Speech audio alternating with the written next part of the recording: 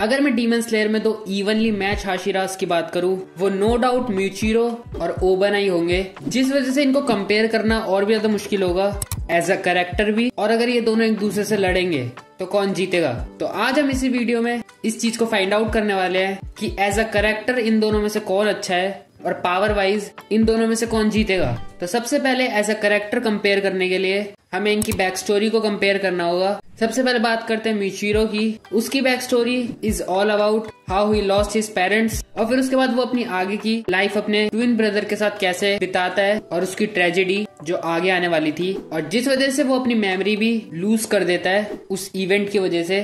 लेकिन दूसरी तरफ ओबनाई की स्टोरी थोड़ी अलग थी कि किस तरह से उसकी फैमिली स्नेक डीमन को वर्शिप करती थी और उस वजह से उसे किस किस चीजों से गुजरना पड़ा। एट लास्ट वो वहां से कैसे बाहर आता है और वो चीज उसके मेंटल स्टेट और उसके अब तक के बिहेवियर में कैसे रिफ्लेक्ट करती है। तो अगर बैक स्टोरी का एक पॉइंट देना हो तो मुझे लगता है इधर ओबनाई क्लियरली जीत रहा है और श्योरली इधर बैक स्टोरी का पॉइंट ओबनाई जीतता है। लेकिन अब बात करते हैं अपने अगले पॉइंट की, क्योंकि Demon Slayer is all about swordsmanship, तो उनको इस चीज को लेकर भी कंपेयर करना होगा। पहले फिर से बात करते हैं म्यूचिरो की। फर्स्टली इतनी कम एज में हाशिरा बनना वो उसकी पोटेंशियल को दिखाता है कि वो एक प्रोडिजी है। और अगर इतना ही काफी नहीं था तो जो उसके रिलेशंस थे, अगर हम बात करें कोकोशिबो के क्लैन से और वो डिसेंडेंट वाली चीजें, तो इस वजह से म्यूचिरो में तो स्वॉर्डमैनशिप की पोटेंशियल आनी थी because of his blood relations. लेकिन दूसरी तरफ ओबनाई, उसका स्वॉर्ड स्टाइल बिल्कुल ही अलग है। वो अपनी स्वॉर्डमैनशिप पे इतना रिलाई नहीं करता है जितना म्यूचिरो करता है, और ये आगे हम और अच्छे से समझेंगे अगले पॉइंट में, क्योंकि इधर ये वाला पॉइंट तो म्यूचिरो की तरफ जाता है फॉर श्योर। लेकिन अब बात करते हैं पावर्स के बारे में और देखते हैं अगर इन दोनों के बीच फाइट होगी तो कौन जीतेगा। फर्स्टली बात करते हैं ओबनाई के बारे में कि वो किन किन से लड़ा है। फर्स्टली वो नाकिमे से लड़ता है, जहाँ पे उसकी थोड़ी बहुत मदद मित्सुरी भी करती है, और वहाँ पे थोड़ी बहुत मदद एट लास्ट नाकिमे को कंट्रोल करने में युशिरो भी करता है। और तब तक ओबनाई को अपनी पोटेंशियल दिखाने का मौका नहीं मिला था स्टोरी में, लेकिन फाइनल बैटल में अगेंस्ट मुजान हमें उसकी असली पोटेंशियल देखने को मिलती है। और मैं कहूंगा उस फाइट में जो हाशिरा सबसे ज्यादा शाइन करा था वो ओबनाई था।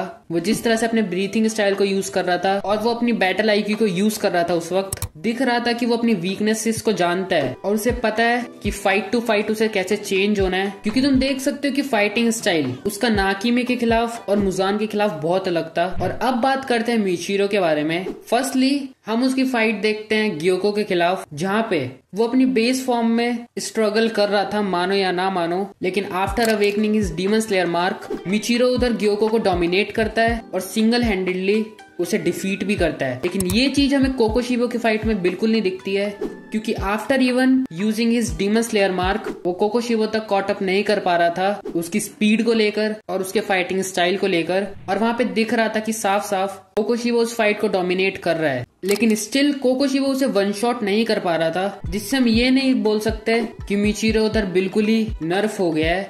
लेकिन वो चीज रिफ्लेक्ट कर रही थी कि उसके अभी लैक ऑफ एक्सपीरियंस को लेकर, जो कि उसकी फाइट में था, जितना मुझे लगता है। अब एट लास्ट इन दोनों ने ही अपने डीमन स्लेयर मार्क को अवेकन करा था। दोनों ही आफ्टर द फाइट सरवाइव नहीं कर पाए थे।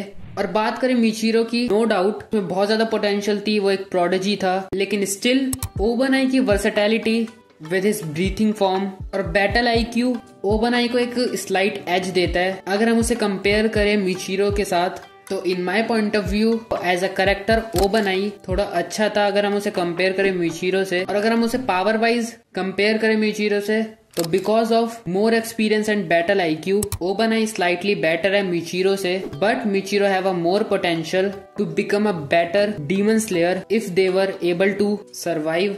तो इसको लेकर तुम अपने टेक्स मुझे कमेंट्स में बता सकते हो और तुम सजेशन भी दे सकते हो कि अब किसे कंपेयर करें। मैं मिलता हूँ तुम्हें अगली वीडियो में, तब तक के लिए सायोनारा।